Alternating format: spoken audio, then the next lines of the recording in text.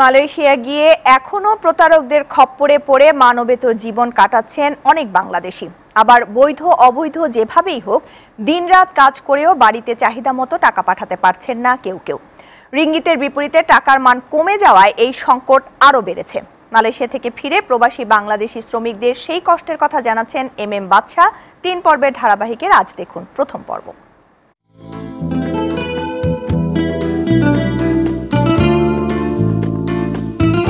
মাত্র কয়েক বছরের ব্যবধানে বৈপ্লবিক উন্নয়নের এই দেশ এখন স্বপ্নের ঠিকানা অনেক বাংলাদেশির।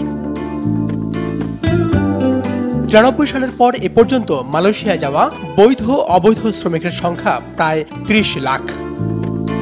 মাঝে বেশ কয়েক বছর বাংলাদেশ থেকে শ্রমিক নেয়ার ইঁদুর বিড়াল দৌড়ে অনেকেই প্রফেশনাল ভিসার নামে মালয়েশিয়ায় গিয়ে অবৈধভাবে কাজ করছেন। তারা পর্যাপ্ত মজুরি না পাওয়ায় নিজেদের খাবার জোগানোই কঠিন হয়ে পড়েছে অনেকের। দালাল বলছিল প্রফেশনাল ভিসাটা 2 বছর পরে আমি রিনিউ করতে পারবো, তবে এখন শুনতেছি আসার পরে প্রফেশনাল ভিসা 2 বছরের বেশি সরকার এই দেশে ভিসা দেয় না। তো পাসপোর্ট নিয়ে হয়নি, আরেক জায়গায় নিয়ে থুয়ে দিচ্ছে, বলছে জমা দিচ্ছে। রাস্তাঘাটে বাইরে হলে মনে করেন পুলিশে ধরে। বৈধ অবৈধ মিলিয়ে অনেক বাংলাদেশিরা কাজের সন্ধানে ঘুরছেন মালয়েশিয়ার বিভিন্ন রাজ্যে। ফার্নিচার কারখানা, পাম বাগানে চাষাবাদ, নির্মাণ শিল্প সহ নানা কাজেই জড়িত তারা। 3 বছর ধরে আইসি, 1 লাখ টাকা তো সুদ আর পারলাম না। আবার পারমিটের জন্য 10,000 টাকা করে চাওয়ান আছে।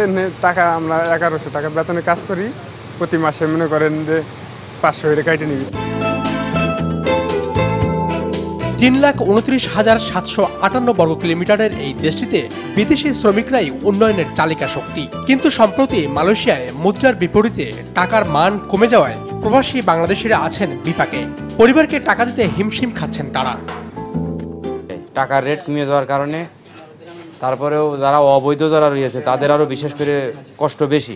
প্রায় 80% লোক অবৈধ আছে। আমরা বিগত 10 বছর ধরে কাজ করতেছি, আমাদের বেতন যেমন তেমন আসুক, খুব কষ্টের কাজ। গেল কয়েক বছরে বাংলাদেশ থেকে মালয়েশিয়া শ্রমিক নেওয়ার যে পদ্ধতি, সেখানে ছিল নানা জটিলতা। আর সেসব জটিলতার সুযোগেই ডিভিডেন পদ্ধতিতে অনেক বাংলাদেশি শ্রমিকই এসে ঘাঁটি গাড়ছেন মালয়েশিয়াতে। তাদেরকে যারা পাঠিয়েছেন তারা কিন্তু সঠিকভাবে এখানে কোনো পদ্ধতি ব্যবহার না করার কারণে ভোগান্তির শিকার হচ্ছে বাংলাদেশি কয়েক লাখ শ্রমিক।